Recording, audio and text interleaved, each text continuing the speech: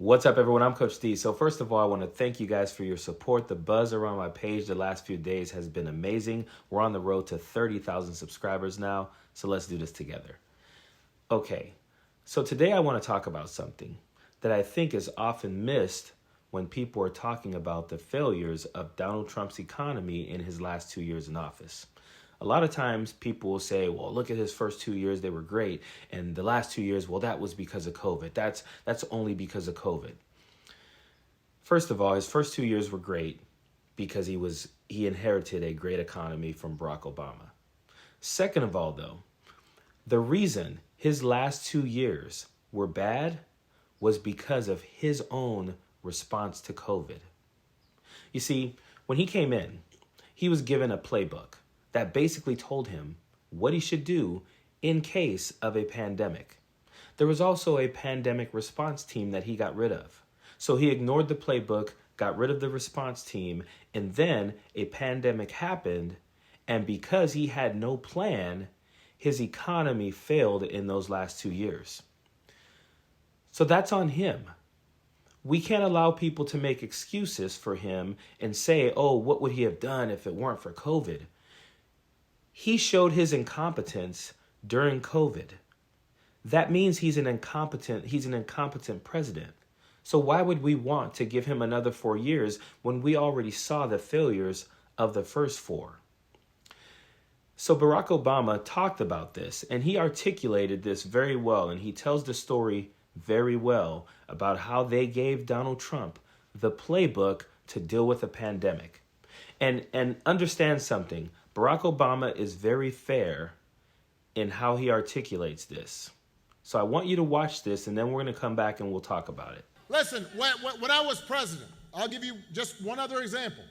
And I want you to use this example when you're talking to folks who say it's not going to make any difference. I had been talking to scientists for a while, and so in my last year in office, we put together a playbook for how to deal with the eventuality of a pandemic. Because scientists had been saying with globalization and travel, et cetera, rising populations, that at some point there was going to be a pandemic. And so I said to my team, I said, we got to have a plan, just like you do for hurricanes or tornadoes or natural disasters. So we put together this whole playbook. And we practiced the playbook. We'd get all the agencies. This is how we're going to respond. This is how to make sure that the public health systems in all the states are working. Here's how we're going to think about the schools. And when Donald Trump came in, we gave over this playbook to them.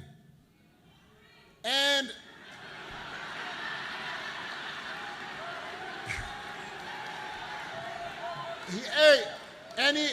but the point is, he ignored it. And 3 years later, a pandemic hits. Now, I want to really be fair on this, but I want everybody to pay attention.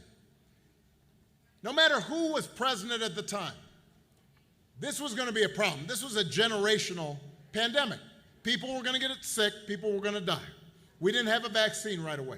Businesses were going to have to shut down for a while. Travel was going to be restricted. But if you look at a country like Canada, their per capita death rate